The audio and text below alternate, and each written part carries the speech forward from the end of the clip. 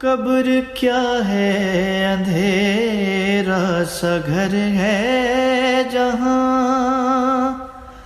मार्फत के सिवा कोई सपना नहीं, मार्फत के सिवा कोई सपना नहीं।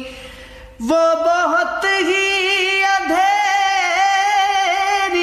जगह है जहाँ कोई आवर नहीं, कोई सपना नहीं।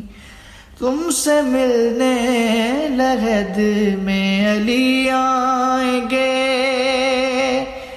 तुमसे मिलने लहद में अली आएंगे।